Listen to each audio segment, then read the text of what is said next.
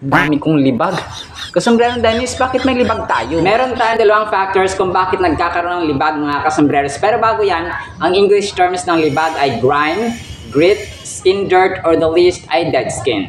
Ang dalawang factors na ito mga kasombreros ay environmental or natural factors at ang pangalawa naman ay biblical factor or biblical truth. Una, yung natural mga sa paligid kasi natin maraming mga dirt, maraming mga alikabok, maraming mga small particles na hindi natin nakikita. Tapos napupunta sa ating balat. So yung balat kasi natin may natural oil yan, may mantika yan mga kasombreros. So kapag nahalo doon na nababasa and then nabubuo na bilang libag. At itong factor, biblical truth mga kasombreros, nilikha tayo sa alikabok, nilikha tayo sa dust, nilikha tayo mula sa clay mga kasombreros. So patunay ito na may libag tayo mga kasombreros dahil nilikha tayo ng Diyos sa pamamagitan ng or mula sa clay or dust mga kasombreros. Genesis 2:7, then the Lord God formed the man of dust from the ground and breathed into his nostrils the breath of life, and the man became a living creature.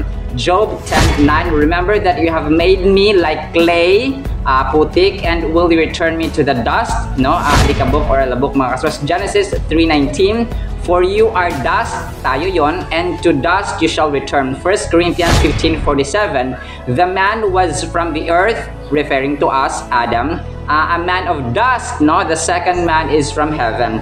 Ecclesiastes 12:7, and the dust, alikabok, returns to the earth as it was, and the spirit returns to God who gave it. Ecclesiastes 3:20, all go to one place, all from the dust, and to dust all return. Grabe, no? Psalm 104:29, when you hide your face, they are dismayed. When you take away their breath, they die and return to their dust. So malinaw na malinaw mga kasombreros. Psalm 103:14, ang dami. For he knows God our frame, he remembers that we, tayo mga tao, are dust.